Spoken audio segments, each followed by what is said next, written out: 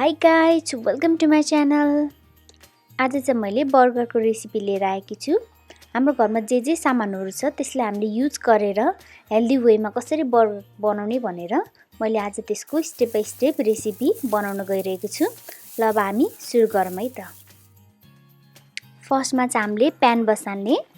PAN तातिसकेपछि हामीले 3 चम्चा जति तेल राखिदिने र त्यसमा थोरै जिरा फुराउने, काटेर राखेको हरियो खुर्सानी, लसुन र अदुवालाई राख्ने।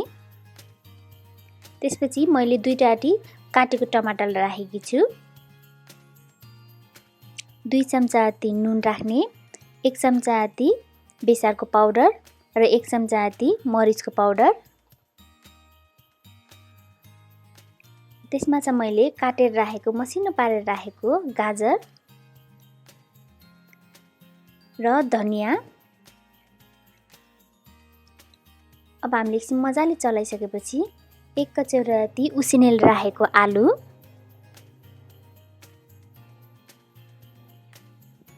अब मैले एकछिन मजाले त्यसलाई घोटेर मसिनो बनाउँछु। अब हेर्नु त हाम्रो टिक्का मसाला पनि रेडी भइसकेको छ। अब एउटा भाँडा लिने र त्यसमा चाहिँ हामीले 1 कचौरा जति मकैको पिठो र 1 कचौरा जति चामलको पिठोलाई एड गर्ने। त्यसपछि मैले 1 गिलास जति पानी राखेर एकछिन मजाले फिट्छु र अलि बाक्लो बाक्लो भएसम्म त्यसलाई मजाले फिट्छु। अब मैले 1 चम्चा जति खानेको तेल एड गर्छु त्यसमा।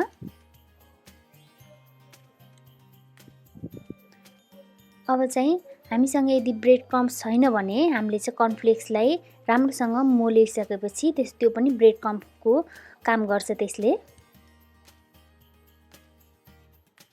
हेर्नु त मैले त ब्रेड क्रम्स पनि घरमै बनाइसकेँ कर्नफ्लेक्सबाट। अब चाहिँ हामीले ग्यास बसाल्ने, त्यसमा प्यान बसाल्ने र आधा चम्चा जति घिउ राखेर त्यसमा हामीले काटेर राखेको प्याज र टमाटरलाई एड गरिदिने।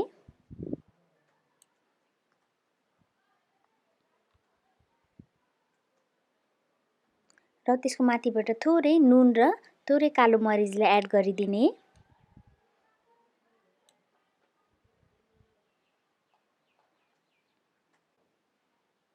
अब हामीले बर्गरको टिक्की बनाउनलाई अब अघि रेडी पारेको टिक्कीको मसलालाई हामीले यसमा फ्राई गर्छौँ। त्यसको लागि चाहिँ हामीले अलिकति जति तेल राख्ने।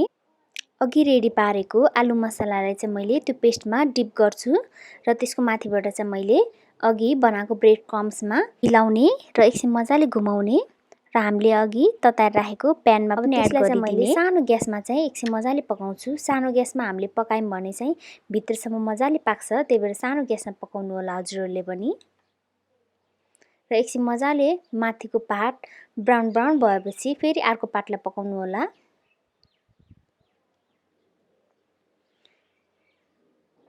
हेर्नु त हाम्रो आलु टिक्की पनि रेडी भइसकेको छ।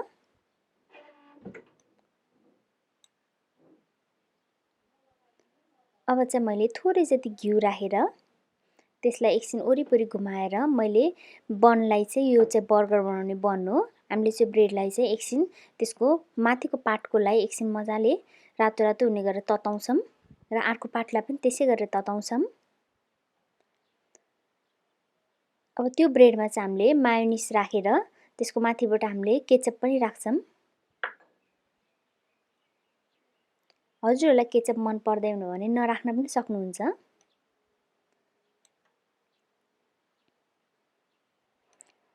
त्यसको माथिबाट चाहिँ अघि हामीले फ्राई गरेर राखेको सलादहरूलाई पनि राख्छौँ। हजुरहरूलाई आफूले जे मनपर्छ त्यो एड गर्न सक्नुहुन्छ, घरमा जे छ।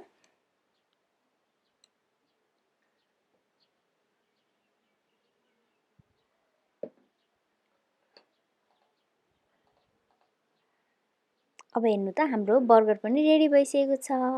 भित्र काटेर हेर्दाखेरि यस्तो देखिन्छ, एकदम मिठो र हेल्दी पनि हुन्छ। सो हजुरहरूले पनि घरमा ट्राई गर्नु होला। Thank you, by by.